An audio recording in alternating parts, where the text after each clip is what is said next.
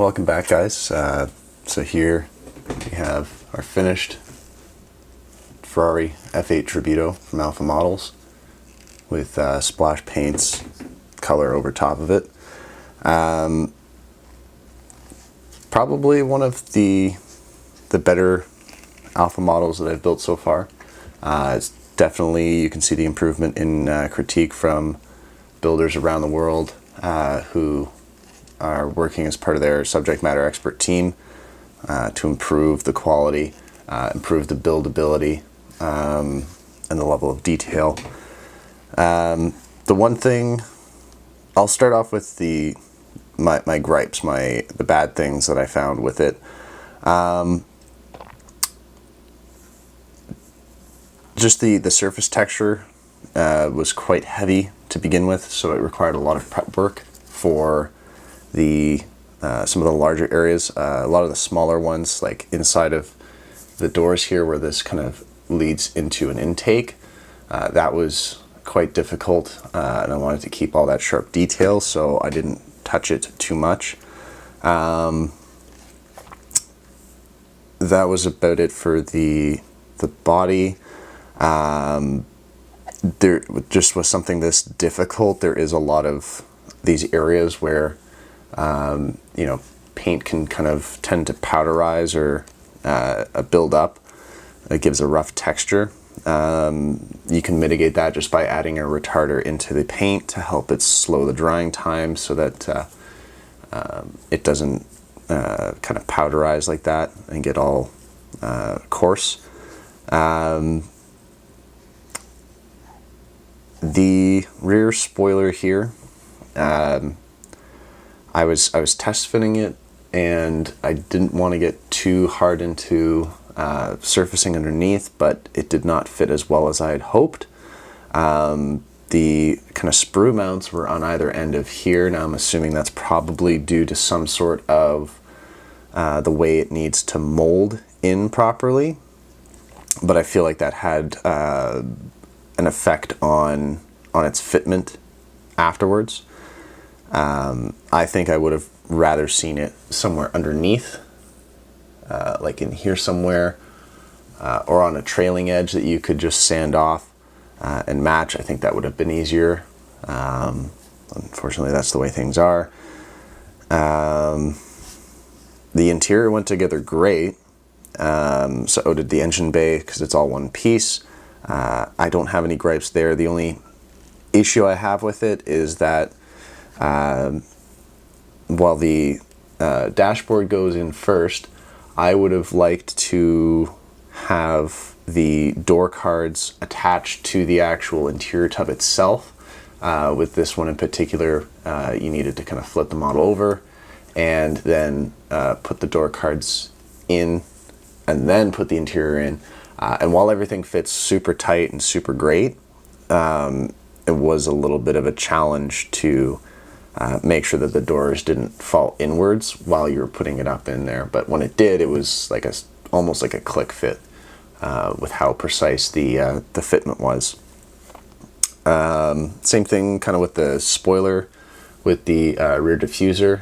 You can kind of see that the edge of the rear bumper here is kind of splayed out. I'm not sure what caused that, as it was like that when I actually received and started building the model. So the rear diffuser fit to the rear bumper is not great, but is what it is. I did like that the exhausts were turned metal. They had an option for some resin pieces, but I opted to polish out the metal ones. I like how the taillights were built, so it's actually 3 pieces. So on the inside there's a photo etch piece, and then there's an inner kind of liner, I guess you'd call it, or an inner piece that slides inside of the outer ring here. So that was really fun to build those separately. A little bit of a challenge with the inner piece on where the sprue gate was, but successive polishing up the grits, you can it's hardly noticeable in there. Some other great things, kind of the whole model. Building an alpha model is an experience where everything goes together great, barring a few things, but just the building process is enjoyable, and then just one of the best things is like peeling out the plastic of something new, and then peeling that off the windows at the end of a build is when you know it's done, it's finished, and then you can go and take your photos with it or put it on the shelf, and that's just probably one of the best parts of the whole endeavor.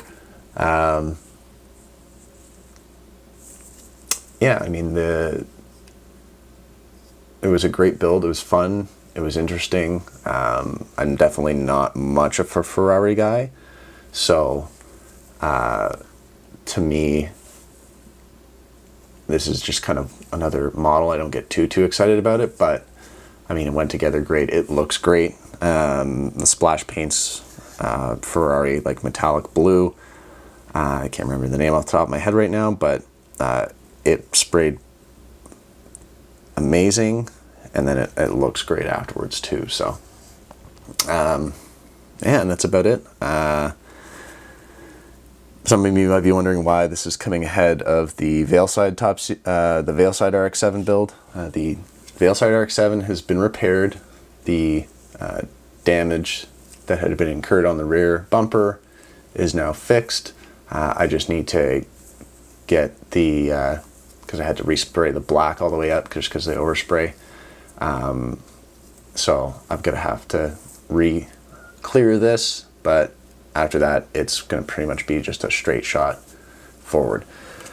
But other than that, this was kind of the first video where I've done several weeks of filming from the start to the finish of this particular model.